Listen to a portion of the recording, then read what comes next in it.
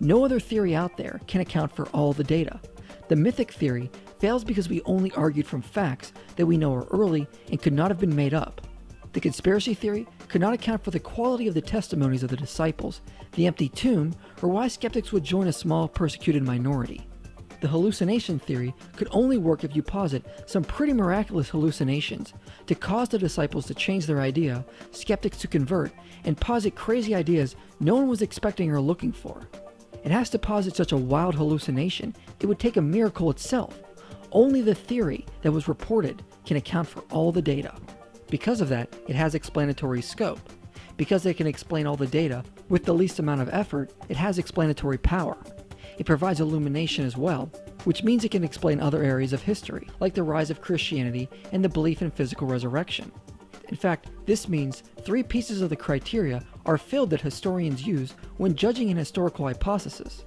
Behen McCullough, who has outlined the criterion for weighing historical theories, accepts the resurrection hypothesis, meets these 3 things better than any other hypothesis, but claims it fails the other 2 pieces of criterion.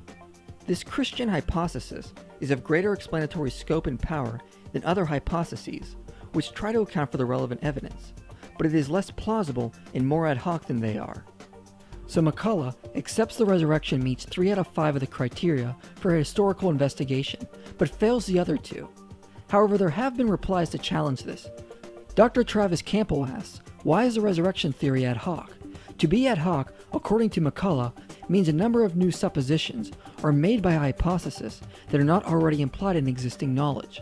So the hypothesis adds extra assumptions in order to explain the data that is not already present.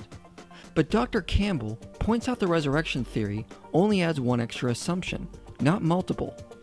It is difficult to see why the resurrection hypothesis is extraordinarily ad hoc.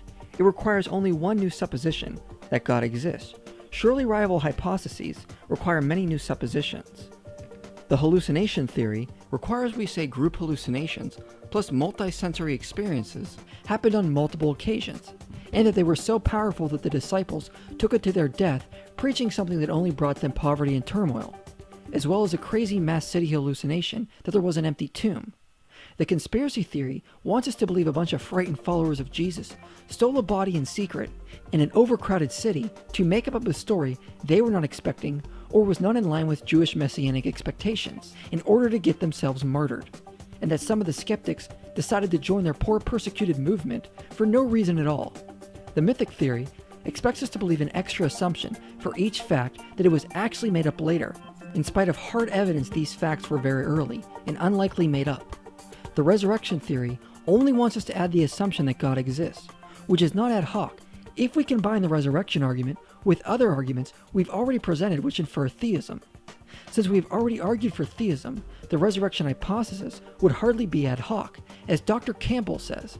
Moreover, for the person who is already a theist, the resurrection hypothesis does not even introduce the new supposition of God's existence, since that is already implied by existing knowledge. So the resurrection hypothesis cannot be said to be ad hoc, simply by virtue of the number of suppositions it introduces. What about plausibility?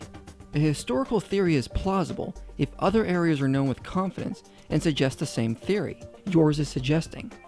So if other things suggest the same conclusion as your theory, that would make your theory plausible and in line with other beliefs. But as we've already suggested, why would the resurrection theory not be plausible if we have other arguments to infer theism? As William Lane Craig says, only if the naturalist has good reasons to think that God's existence is implausible, or his intervention in the world implausible, could he justifiably regard the resurrection hypothesis as implausible. So if one insists on assuming naturalism is true and leaves no reason for theism as a possibility, then they can say the resurrection theory is implausible. But that is arguing from a presupposition, and not being open to evidence regardless of how one feels about it. And we can say that in conjunction with other arguments, the resurrection hypothesis is not ad hoc, nor is it implausible if it's already been shown God exists. Thus we can see why Anthony Flew was bold enough to say the resurrection has more evidence than any other miracle claim. The resurrection is the only theory that can explain all the data, and it can do it while not being ad hoc or implausible. The evidence infers that God has acted in the world to raise Jesus from the dead. As Paula Fredrickson admitted, they must have seen something, and all the evidence favors that what they saw was the risen Savior.